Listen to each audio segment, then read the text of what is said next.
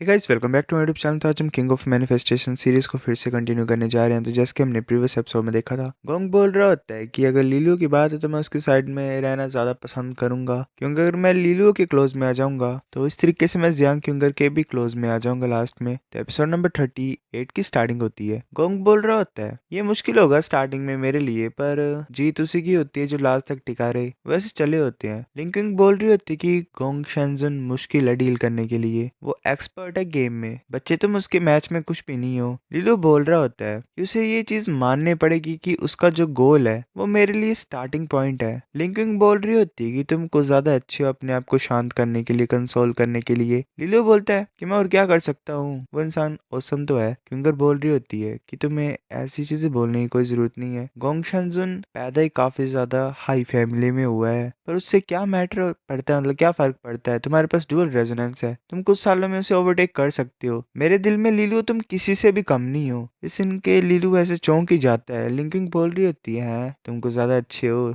लीलू के लिए।" लीलू ऐसे क्यूंगर से पूछ रहा होता है कि क्यूंगर तुम क्या कहना चाहती हो। क्यूंगर बोलती है कि याद करो तुमने क्या प्रॉमिस किया था मुझसे। तुमने पहला स्टेप कंप्लीट कर लिया है, जो दूसरा स्टेप वो ये है कि मैं चाहती हूँ कि तुम स्ट्रॉन्गेस्ट न्यू कमर बन जाओ होली स्टार कॉलेज में। लीलू बोलता है कि स्ट्रॉन्गेस्ट नया बच्चा, मुझे नहीं लगता ये चीज नेसेसरी है। क्यूंगर बोल रही होती है कि अगर तुम इस चीज को कंप्लीट करोगे तो मैं तुम्हें एक रिवॉर्ड दूंगी। लीलू बोलते कैसा रिवॉर्ड। क्यूंगर बोलती है कि मैं तुम्हें ये रिवॉर्ड दूंगी कि मैं प्रिटेंड करूंगी कि मैंने नहीं देखा है कि तुम और चिंगर आपस में आई कांटेक्ट बना रहे थे एक दूसरे के साथ। लीलू ऐसे खांस पड़ता है और बोलते है कि जियांग क्यूंगर, ये मत सोचो कि तुम दूसरों को कुछ भी बोल सकती क्योंकि तुम सुंदर हो। फिर ऐसे सेकंड गोल को सेट करने के बाद जियांग क्यूंगर यान लिंक्विंग के साथ चली गई। लीलू ऐसे ही खांस ही रहा था, वो अपने आप को शांत ही नहीं कर पा रहा था। लीलू ऐसे कांपते हुए सोच रहा होता है कि ये तो कुछ ज्यादा ही है, चलो क्या ही कर सकता हूँ, अपने न्यू गार्डन को ढूंढता हूँ पहले जाके। वैसे जा रहा होता है अपने मास्टर के प्लेस पे, वहां पे उसे बाय मैंग मैंग दिखाई देती है। लीलू उसे हेलो बोलता है, बाय मैंग मुड़ के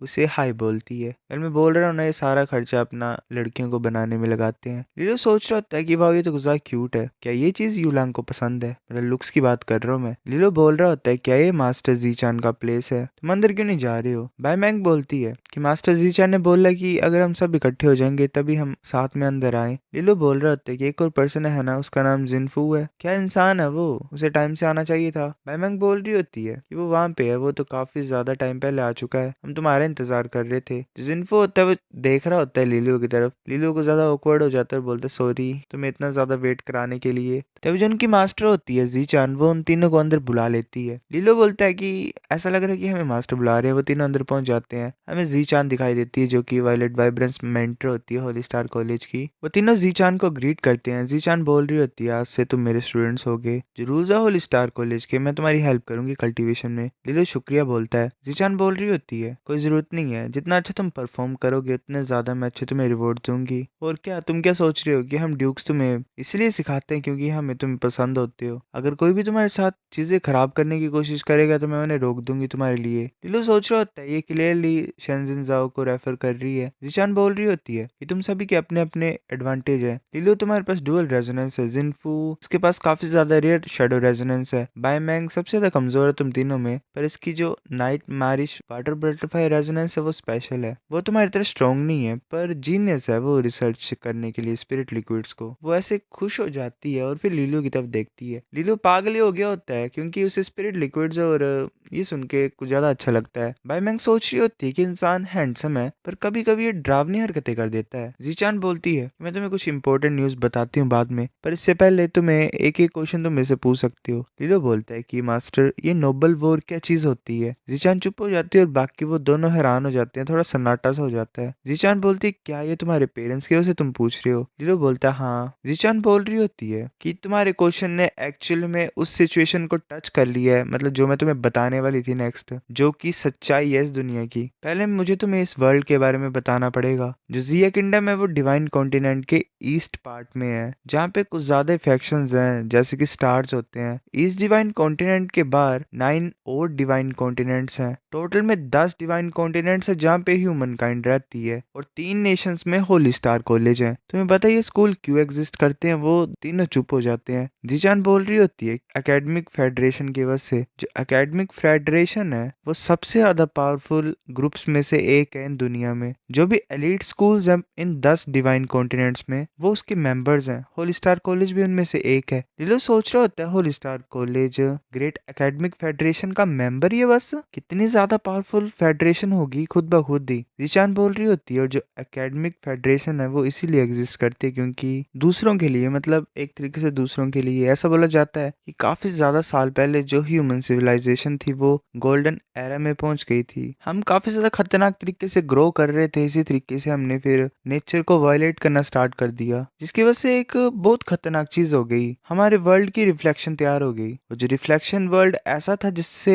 हम शेडो वर्ल्ड बोलते हैं, मतलब टोटली ऑपोजिट वर्ल्ड बन गया। वो जगह ऐसी है जो पूरी एंटायर ह्यूमन रेस की इविल थॉट्स को इकट्ठा करती है, और किसी पॉइंट पे जो इविल थॉट्स होती हैं उनसे चीजें पैदा होने स्टार्ट हो जाती हैं। वो चीजें प्लेग वायरस की तरह हैं जो कि लोगों को मारती हैं और क्योस को कोज करती हैं। काफी ज्यादा सालों की वॉर के बाद हम इंसानों ने मैनेज कर ही लिया एनर्जी को इकट्ठा करने का, जिससे हमने दोनों वर्ल्ड्स को अलग अलग कर दिया। जो कनेक्शन था दोनों वर्ल्ड्स को जोड़ रहा उसे तोड़ दिया। कंप्लीटली ऐसा नहीं कर पाए। जो नोबल्स बैटलफील्ड है वो ऐसे प्लेस है जहाँ पे हमारा जो वर्ल्ड है वो शैडो रेलम से जुड़ा हुआ है। नोबल बैटलफील्ड कुछ ज्यादा ही खतरनाक होती है, उससे भी ज्यादा जितना तुम इमेजिन कर सकते हो। जब ड्यूक्स नोबल वॉर में जाते हैं 10 में से एक भी बड़ी मुश्किल से जिंदा वापिस आ पाता है। लिलो बोलता है तो मेरे पेरेंट्स वहां पे क्यों गए? रिचान बोल रही होती है कि ह्यूमन ने ट्राई किया था एक बार नोबल बैटलफील्ड में नहीं जाने का, पर लास्ट में आउटब्रेक हो गया। मतलब शैडो रेलम से जो बीस्ट थे वो अटैक करने के लिए आने लग पड़े। चीजें इतनी खराब हो गई कि डिवाइन कॉन्टिनेंट्स में वो जो बीस्ट थे वो अटैक करने लग पड़े।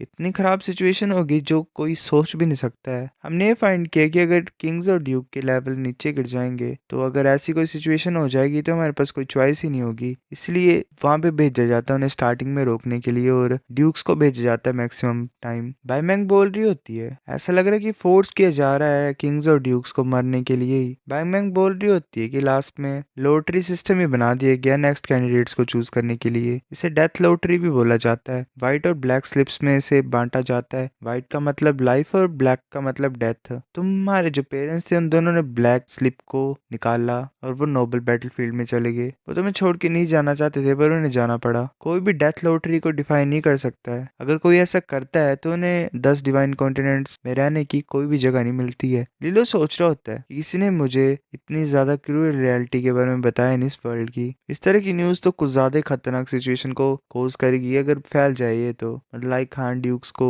जाना ही पड़ता है लड़ने के लिए और मरना ही पड़ता है, तो ये बात है तो बुरी। ईशान बोल रही होती है कि जो नोबल बैटलफील्ड है वो अपॉर्चुनिटीज से भी भरी हुई है। वहां पे काफी ज्यादा ऐसे ड्यूक्स भी हैं जो किंग लेवल पे पहुंच गए हैं। कोई ऐसे ब्रेव ड्यूक्स भी होते थे जो वहां पे खुद जाना चाहते थे और अपने आप को ट्रेन करना चाहते थे, पर चाहे खुद जा रहे हैं या फिर ड्रॉ होके जा रहे हैं वो फिर भी हीरोज ही हैं। लिलो सोच रहे होते हीरोज, मुझे लगता है कि उनके पास और कोई चॉइस ही नहीं है। जीशान बोल रही होती है ऐसे जो नोबल बैटलफील्ड है वो एक ऐसा चैनल है जिससे दूसरे वर्ल्ड के लोग हमारे वर्ल्ड में आते हैं, पर वही अकेला नहीं है। नेस्ट पोर्टल्स भी बनते हैं जो कि ऐसे कॉन्स्टेंटली ओपन होते हैं। वो एक तरीके से रास्ता ही है, ऐसे खुद ब खुद बन जाता है लाइक डंजन्स की तरह। जब भी ये नेस्ट पोर्टल बनते हैं तो सभी स्कूल्स को जल्दी से जल्दी उन्हें खत्म करने की कोशिश करनी पड़ती है। ऐसे जो नेशंस है वो एंडलेस कॉन्फ्लिक्ट में फंसी हुई हैं। स्कूल्स भी हमेशा compete करते रहते हैं एक दूसरे के अगेंस्ट में, पर चीजें हमेशा अलग कर दी जाती हैं जब इन नेस्ट पोर्टल की बात आती है। तो तुम्हें अभी चिंता करने की कोई जरूरत नहीं है। वो चीजें मान सकते हैं कि इंसानियत के लिए काफी ज्यादा खतरा लाती हैं, पर ये ऐसी चीज नहीं है जिसके लिए तुम बच्चों को चिंता करनी चाहिए। अगर जितना ज्यादा